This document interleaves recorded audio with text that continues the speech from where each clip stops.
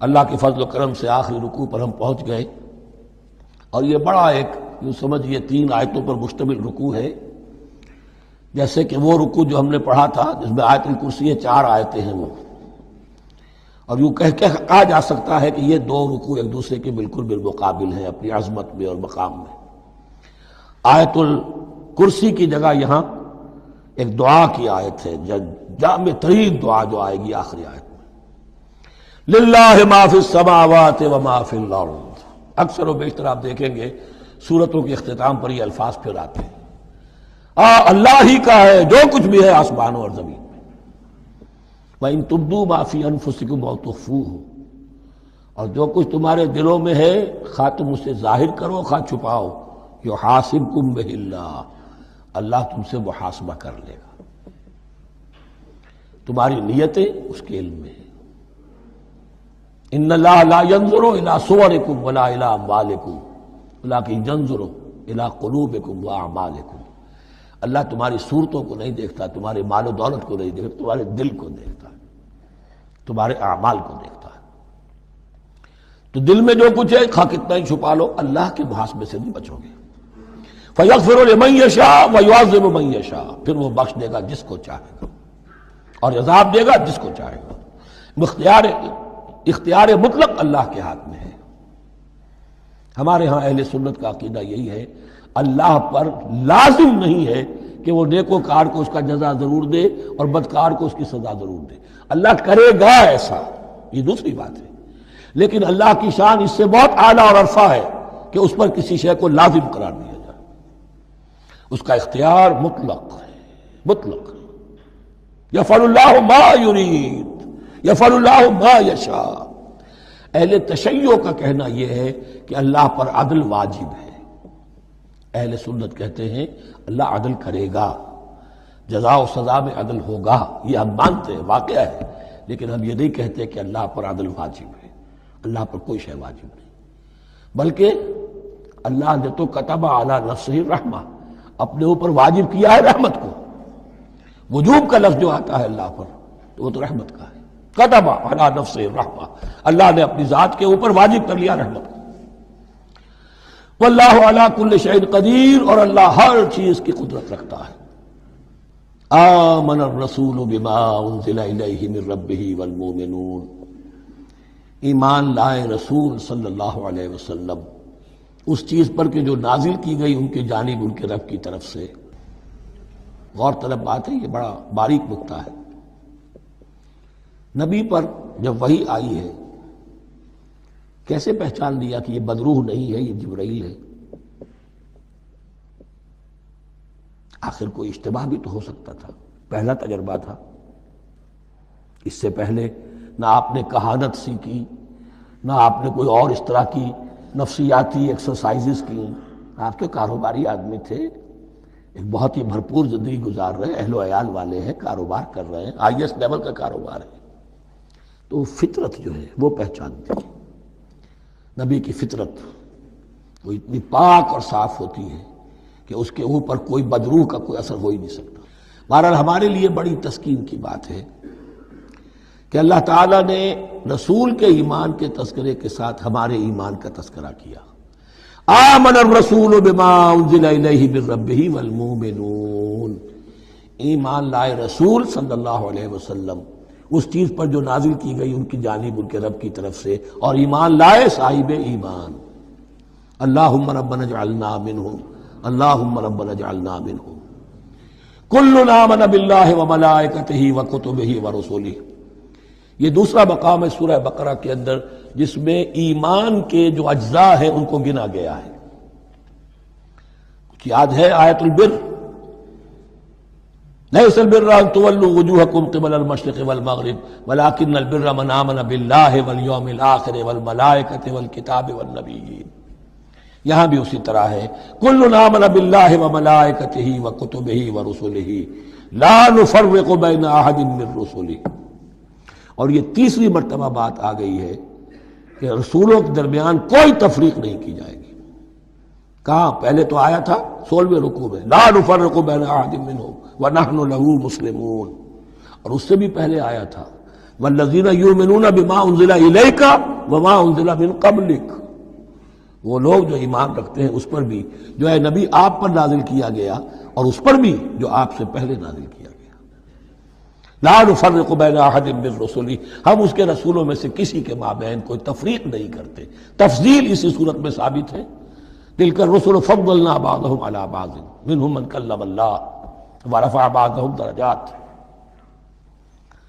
وقالوا سمعنا واطعنا، وہی بات کہ جو کہی گئی تھی جب ان سے کہا گیا تھا واسمعوا، کیا کہا تھا انہوں نے؟ سمعنا وعصینا، سمعنا واطعنا، وہ کہتے ہیں ہم نے سنا اور مانا۔ غفرانک ربنا، ہماری درخواست ہے پروردگار، تیری بخشش مانگتے ہیں۔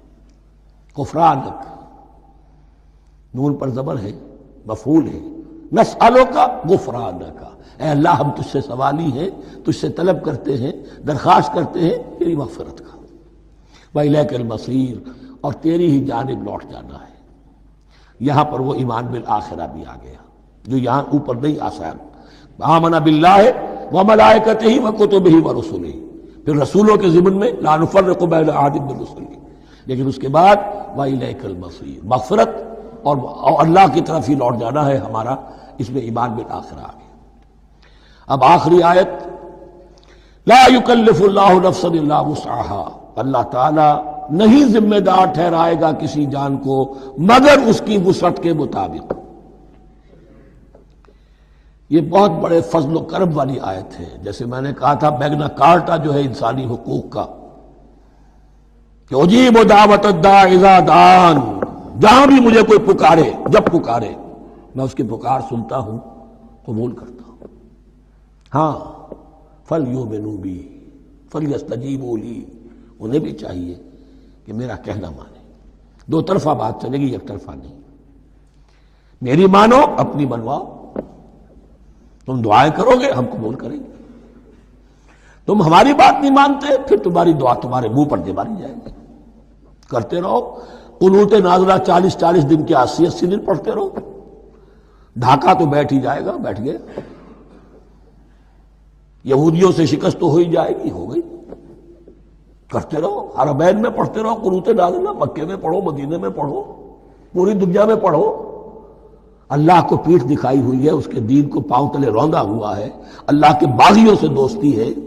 کسی نے قبلہ ماسکو کو بنایا تھا اور کسی نے واشنگٹن کو بنایا تھا، تمہاری دعائیں کیسے قبول ہوں؟ لیکن یہ جو آیت ہے یہ اس اعتبار سے بہت بڑی رحمت کی آیت ہے کہ اللہ تعالیٰ کے ہاں وہ اندھے کی لاٹھی والا معاملہ نہیں ہے کہ تمام انسانوں سے محاسبہ ایک ہی سطح پر ہو۔ اللہ جانتا ہے کس کی کتنی وسعت ہے، اور وسعت کن چیزوں سے بنتی ہے۔ آپ کو کوئی اور جین ملے ہیں، مجھے کوئی اور جین ملے ہیں، انہیں کوئی اور جین ملے ہیں، جینز، ان جینز کی اپنی اپنی خصوصیات ہیں، خصائص ہیں، پراپرٹیز ہیں، لیمیٹیشنز ہیں۔ آپ کو کوئی اور ماحول ملا، اسے کوئی اور ماحول ملا، اسے کوئی اور ماحول ملا، تو hereditary factors multiplied by environmental factors, ان دونوں سے ایک شخصیت کا ہیولہ بنتا ہے انسان کا، جس کو پاٹن کہتے ہیں ہمارے مستری لوگ۔ جب لوہے کا کوئی شے جو ہے ڈھالنی ہے تو اس کے لیے پہلے مٹی کا یا لکڑی کا ایک پیٹرن بناتے ہیں، انگریزی میں پیٹرن ہے، وہ پاٹن کہتے ہیں ہمارے مستری لوگ۔ اب آپ لوہا جو ہے اس کو جب اسے کر لیں گے، مائع بنا لیں گے، گلا لیں گے، پھر اس میں ڈالیں گے، وہی شکل ہو جائے گی۔ یہ شاکلہ ہے ہر انسان کا جو بن جاتا ہے۔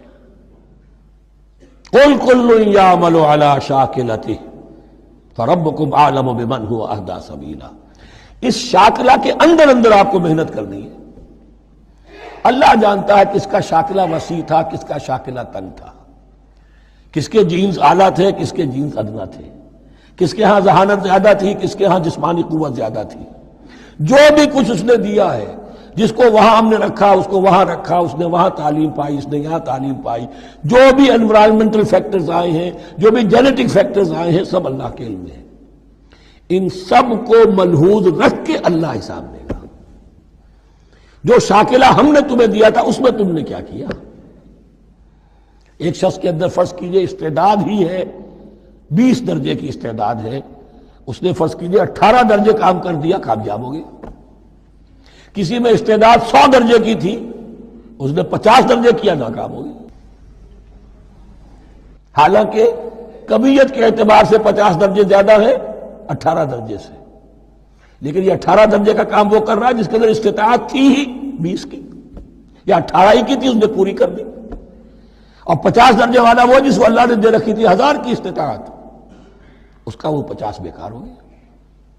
تو اللہ تعالیٰ کا محاسبہ جو ہے انڈیویجول ہے، اس لیے فرمایا گیا کلہم آتی ہے یوم القیامت فردا، ان میں سب لوگ اس دن قیامت کے دن سب آئیں گے اکیلے اکیلے، تنہا تنہا، ہر ایک کا حساب ہوگا وہاں، اور ہر ایک کا حساب ہوگا لا یکلف اللہ نفسا الا وسعها، اللہ ذمہ دار نہیں ٹھہرائے گا کسی بھی جان کو مگر اس کی وسعت کے مطابق۔ البتہ اس کا اب ایک ریورس ہے، ہوتا کیا ہے، ہم سمجھتے ہیں دنیا میں تو بھاگ دوڑ کر رہے ہیں اور دین اجی ہمارے اندر تو استطاعت، دین کے کام کی صلاحیت ہی نہیں ہے۔ دنیا میں دیکھیں بڑے کامیاب تیزی کے ساتھ دوڑ رہے ہیں، کامیاب پر کامیاب، دین ہمارے اندر تو استطاعت نہیں ہے، استعداد ہی نہیں ہے، کیا کریں؟ یہ دھوکہ ہے، سیلف ڈسپشن ہے۔ استعداد اور استطاعت کے بغیر اور صلاحیت اور ذہانت کے بغیر دنیا میں بھی آپ کما نہیں سکتے، محنت نہیں کر سکتے، کوئی نتائج حاصل نہیں کر سکتے۔ یہ دھوکہ اپنے آپ کو نہ دیجئے، یہ ہے جو کچھ کر سکتے ہو کیجئے، کھودیے اپنی شخصیت کو، کھود کھود کر جو نکال سکتے ہو نکال دیجئے۔ ہاں آپ نکال سکیں گے اتنا ہی جتنا آپ کے اندر ودیت ہے، زیادہ کہاں سے لے آئیں گے؟ اور اللہ نے کس میں کیا ودیت کیا ہے وہ جانتا ہے، اس کا حساب لینا جو ہے محاسبہ وہ اس پر ہے کہ جو اس نے تمہیں دیا ہے۔ لا، اور یہ مضمون قرآن مجید میں 5 مرتبہ آیا ہے بہت اہمیت کے ساتھ، لا یکلف اللہ نفسا الا وسعها لها ما کسبت وعلیہا ما اکتسبت، اسی جان کے لیے ہے جو اس نے کمایا اور اس کے اوپر وبال بنے گا جو اس نے برائی کمائی۔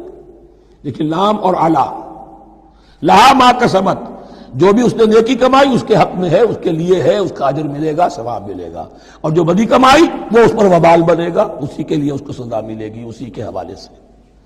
اب وہ آخری دعا آ گئی، جامع ترین اور عظیم ترین دعا ہے قرآن مجید کی، ربنا لا تؤاخذنا ان نسینا او اخطانا۔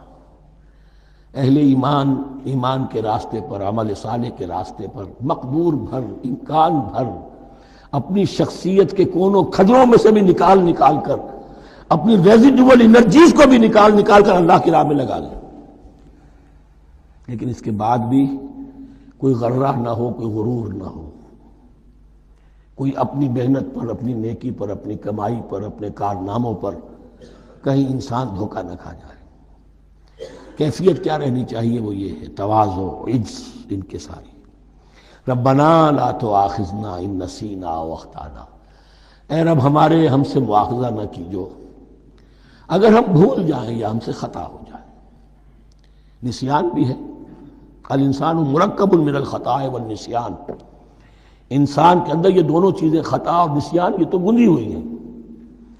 خطا یہ ہے کہ آپ نے اپنی امکانی حد تک تو نشانہ ٹھیک لگایا تھا، نشانہ خطا ہو گیا، ٹھیک ہے کوئی بات نہیں، آپ کی نیت صحیح تھی۔ ایک اجتہاد کرنے والا اجتہاد کر رہا ہے، امکانی حد تک اس نے کوشش کی ہے کہ صحیح رائے تک پہنچے، لیکن خطا ہو گئی، اللہ معاف کرے گا۔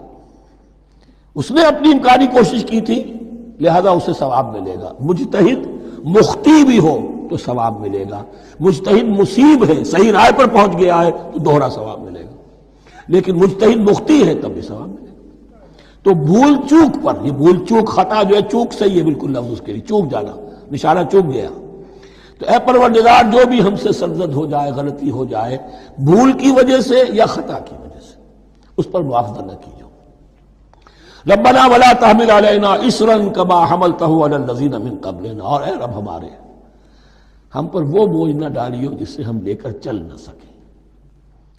دیکھیے ایک حمل ہوتا ہے جس سے حمال کا لفظ بنا ہے، جس کو لے کر انسان چلتا ہے۔ حمال اس بوری کو یا بوجھ کو اٹھا کر چل رہا ہے، جو آپ کی طاقت میں ہے اور جس سے لے کر آپ چل سکیں وہ ہے حمل، اور جو ہو آپ کو بٹھا دے، اسر اس کو کہتے ہیں۔ یہ لفظ سورہ اعراف میں پھر آئے گا، یضع عنہم اسرہم والاغلال التی کانت علیہم۔ حضور کی شان یہ بھی تھی کہ انہوں نے لوگوں کے بوجھ جو ان کی طاقت سے بڑھ کر تھے ان کے کندھوں سے اتار دیے۔ ربنا ولا تحمل علینا اسرا کما حملتہ علی الذین من قبلنا، اے اللہ تو نے بڑے بڑے بھاری بوجھ ہم سے پہلے لوگوں پر ڈالے۔ شریعت بھی پہلے بھاری تھی، بہت سے معاملات ہم نے دیکھ لیے، روزہ ہمارے لیے کتنا آسان کر دیا گیا، رات کو نکال دیا روزے سے، کہہ دیا خاص طور پہ کھاؤ پیو ضرور، سحری ضرور کرو، تسحروا فإن فی السحور برکہ، کتنی آسانی ہے۔ رات میں تعلق زن و شو کی اجازت ہے، وہاں ان کے روزے میں چپ بھی تھا، چپ بھی رہو، نہ کھاؤ نہ پیو نہ تعلق زن و شو نہ گفتگو، تو آسانی کی ہے۔ ان کے ہاں یوم سبت کا حکم تھا اتنا سخت، کوئی کام نہیں کرو گے۔ ہمارے ہاں وہ تھوڑے سے وقت کے لیے اذا نودی للصلاۃ من یوم الجمعۃ فاسعوا الی ذکر اللہ وذروا البیع، اذان سے لے کر اور نماز کے ادا ہو جانے تک ہر کاروبار دنیاوی حرام ہے، لیکن اس سے پہلے اس کے بعد آپ کر سکتے ہیں، تو آسانی ہے۔ ربنا ولا تحمل علینا اسرا کما حملتہ علی الذین من قبلنا ربنا ولا تحملنا ما لا طاقۃ لنا بہ، اور اے رب ہمارے ہم پر وہ بوجھ نہ ہم پر عائد کی جو ہم پر ڈالیو جس کی کہ ہمارے اندر طاقت نہ، واعف عنا، ہم سے درگزر فرماتا رہے، ہمیں معاف کرتا رہے، واغفر لنا، اور ہمیں بخشتا رہے۔ مغفرت کا لفظ جو ہے اس کو سمجھ لیجئے ڈھانپنا، مغفر کہتے ہیں خود کو، جو ہیلمٹ پہنا ہوتا ہے تاکہ گولی جو ہے وہ سر پہ لگے تو یہ آپ کو بچا لے، مغفر خود پہنتے تھے تلوار کے وار سے سر کو بچانے کے لیے، سر کو ڈھانپا ہوا مغفر سے، تو گناہ کو اللہ تعالیٰ اپنی رحمت سے ڈھانپ دے۔ واغفر لنا، ہماری خطاؤں کی پردہ پوشی فرما دے۔ ورحمنا، اور ہم پر رحم فرما۔ انت مولانا، تو ہمارا مولا ہے، والی ہے، ہمارا پشت پناہ ہے، مددگار ہے۔ اللہ ولی الذین آمنوا یخرجہم من الظلمات الی النور فانصرنا علی القوم الکافرین، بس ہماری مدد فرما کافروں کے مقابلے میں۔ انہی الفاظ پر وہ دعا ختم ہوئی تھی جو طالوت کے ساتھیوں نے کی تھی علیہ الصلوۃ والسلام۔ اصل میں یہ دعا اب تلقین کی جا رہی ہے، مرحلہ سخت آ رہا ہے، مرحلہ سخت ہے اور جان عزیز، تاب لاتے ہی بنے گی غالب۔ اب وہ مرحلہ آ رہا ہے، اس کے لیے تیار ہو جاؤ۔ یہ سارا حصہ جو ہے در حقیقت یہ تمہید ہے غزوہ بدر کی۔